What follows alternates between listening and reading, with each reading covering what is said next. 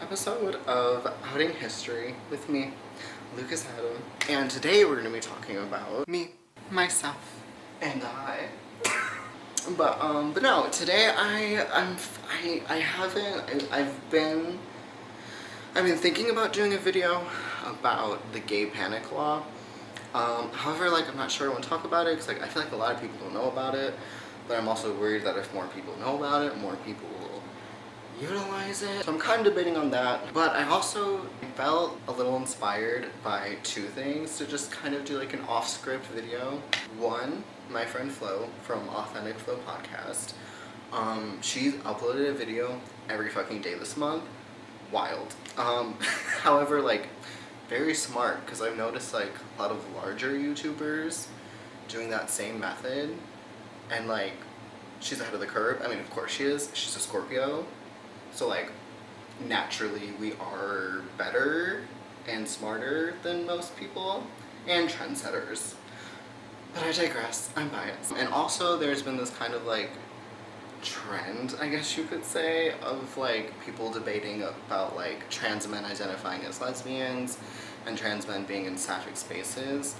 And I guess I wanted to kind of talk about that, but maybe not specifically that, because I'm not a trans man that identifies as lesbian, but I am a trans man who, as a grown man, I experience aspects of sisterhood and brotherhood, the social perception of things. I kind of want to talk about that. There's no script. All my videos have a script, because usually I'm talking about history and historical timelines and shit like that, but I have no script today. So strap in. Where do I want to start? I guess I'll just start with my own little story of coming out. I feel like my story is very similar to other trans men. I came out as a lesbian, and then I came out as FTN, female to Miles McKenna. Yeah, I did not... I did also show my top surgeon a photo of his top surgery,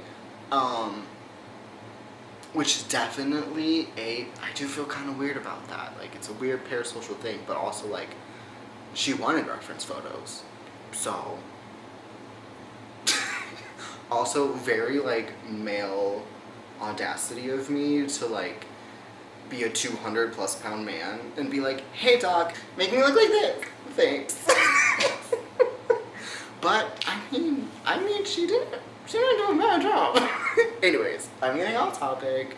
Sorry, I just want an excuse to show you my chest. Can I use this as a tax write-off now? Can I have my 12 grand back? That wasn't how much the surgery cost, but how everything, you know what I mean? So tax write-off? Anyways, I'm sorry, I'm getting off track. Kind of caught my parents off guard when I came out as a trans man. Hi, editing Lucas here. I just want to say that's a f***ing lie. My father, literally a few days before I came out, verbally, he asked me if I felt like I was a boy, and I was oh, no, why would you ask such a thing?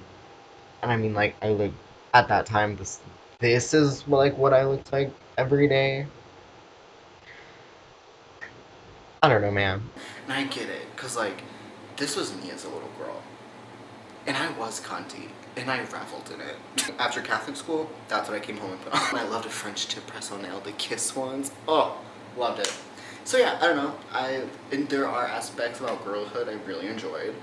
I loved Lizzie McGuire. I loved I had a birthday party and I played Hilary Duff's Metamorphosis album on repeat for 8 hours straight. When it came up to me and they're hey, I bought you a CD, if you want to open your present, play that also. And I was no. We are listening to Coming Clean over and over again, and this is my party and I don't care.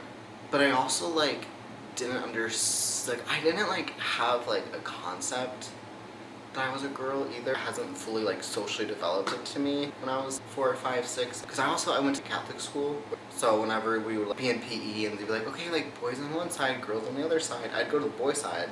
There are also the other parts of girlhood that were not fun, that I feel makes me now relate to sisterhood in a sense. Walking home from middle school and having grown men catcall you from their front door, fully knowing that you are like 11 years old. Now I feel like I'm putting out tracks. Like I wanted to talk about just flow. Just flow. What would Flo do? She would flow. And now looking back, I feel like the reason I came out as a lesbian was more so because I wanted to feel attached to this like masculine role and trying to figure out how I could feel more masculine, like as a woman. Really toxic masculine too, but that happened more so when I first like socially transitioned. Yeah, that's not it. I mean, I guess that's the end of my lesbian story. It was very short-lived, like 3 years. And then I was like, no, this isn't it. Like, that's the thing about with like girlhood. Yeah, let's talk about like girlhood, about being like, because I was socially perceived as a girl, and treated as a woman, 0 to like 14. I feel like being like assigned female at birth, wow, that's kind of like a retro term now. Like, my age is showing. Hello, Wake and Bake Editing Lucas here.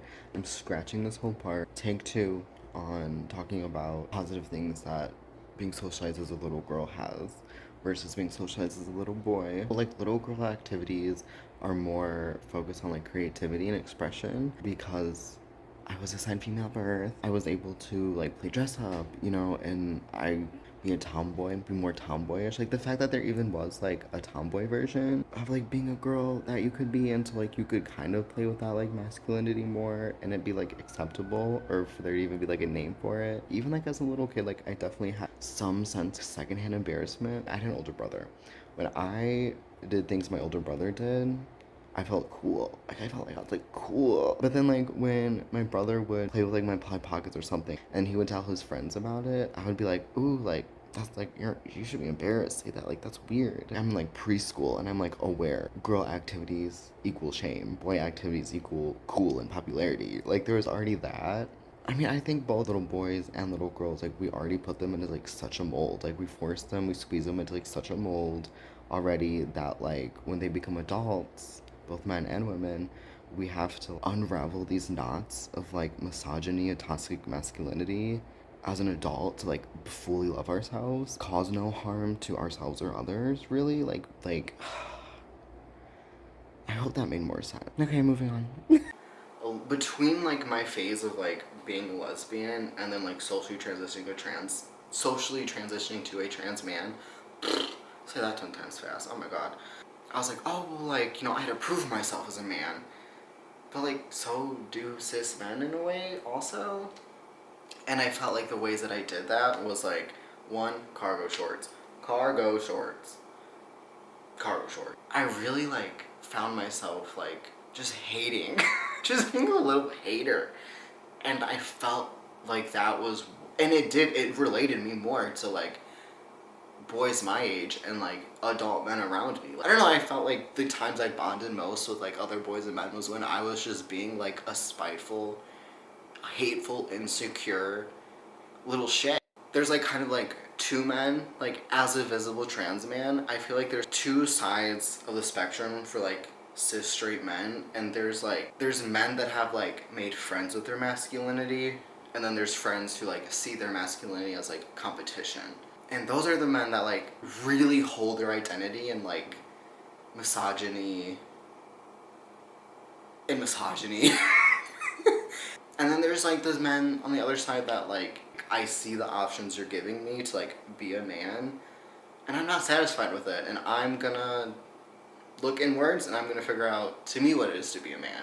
I've become a safe space for those men, like as a visible trans man. I like there's so many like, and that's a part of like the brotherhood I feel like I experienced too, is like, hello, we scratched this section too.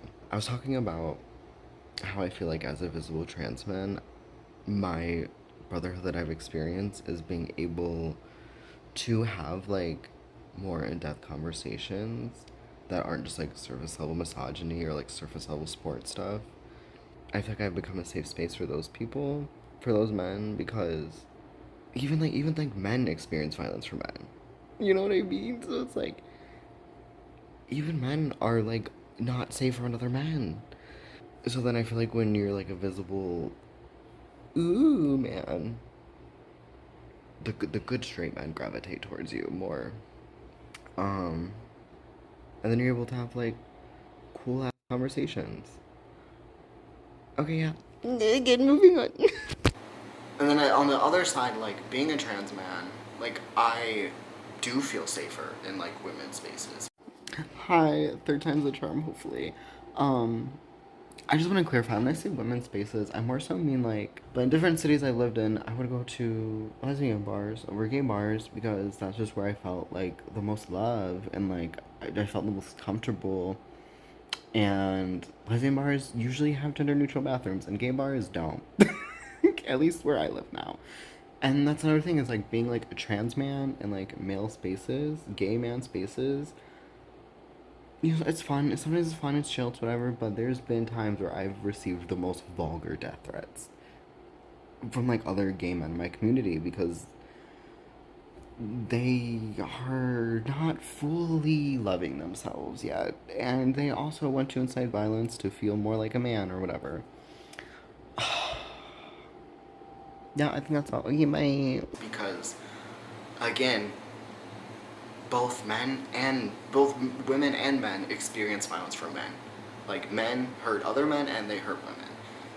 And of course not all men, but the way our society is constructed and what it tolerates is predatory men. First and foremost, it uplifts and it uplifts violent predatory men. And the men that try to like speak out about it or just try to like the men that even just like wear fucking deodorant, take care of their hygiene and like don't say weird things about underage girls, like they're just gay. You're gay. And it's like and I'm like I feel like, you know, as a trans man that's something that I can like just like see. Like it's so, you know, there. Yeah, I guess that's my video on like being a trans person, being a trans man and relating to like, you know, sisterhood and brotherhood. I don't know, I feel like there's more I want to say, there's more I could have said. But we're just flowing. And, and yeah, I think that's all. I don't know, if you have anything to touch on this, if you're a queer person, if you're straight, I don't really care. I don't need to hear your opinion, I hear enough of it. I am heterophobic. I identify as a trans man and heterophobic. No. No, like, I'd love to hear your thoughts or like, you know, little like side comments off of things I said. Yeah. Anyways, I guess that's all. Go watch my other videos. They're really cool. Yeah, I don't know. Be nice to trans people. Be nice to women. And just boo men. I think we need to start booing men more. And yeah, that's all. Bye.